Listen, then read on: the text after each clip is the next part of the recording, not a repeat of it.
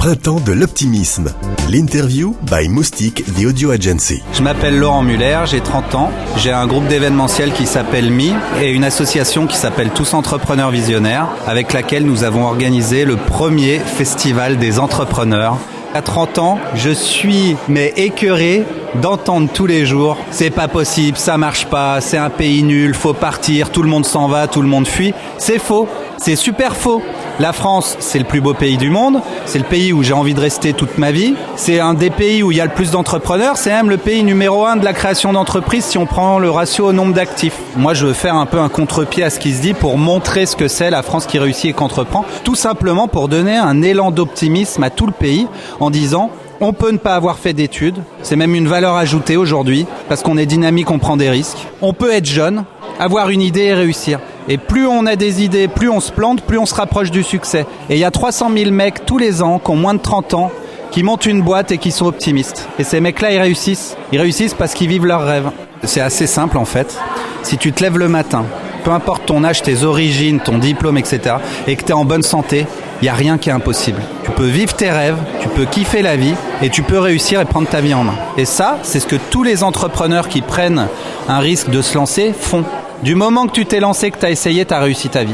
Parce que tu n'as pas renoncé, parce que tu as cru en tes rêves. Ce printemps de l'optimisme, première édition, qu'est-ce qui vous y rattache ? On a enfin un homme du monde politique qui s'appelle Thierry Sausset, qui a eu une grande carrière, qui est à la fois un entrepreneur et un homme politique, et qui prend son bâton de pèlerin pour dire à la France, vous êtes des gens entreprenants, vous êtes des gens optimistes parce que vous avez tout pour réussir. Si on part du principe qu'on croit en nous, on va tout réussir. Donc le printemps de l'optimisme, c'est un relais de ce que je fais à ma petite échelle dans l'entrepreneuriat, c'est pour toute la France. Donc forcément, je suis derrière Thierry, j'y crois, je trouve qu'il a 100% raison et que j'espère que tous les gens du monde politique qui le connaissent vont suivre sa voie pour parler d'optimisme. Si un Français sur deux change sa façon de penser et croit que tout est possible, en fait, il n'y a plus de crise. Parce que moi, je vous sors aujourd'hui 1000 personnes qui, en période de crise économique, etc., vivent bien, montent leurs projets, réussissent leur vie, sont heureux et se lèvent le matin en disant « la vie, elle est belle et j'en profite ». C'est quoi une personne optimiste ?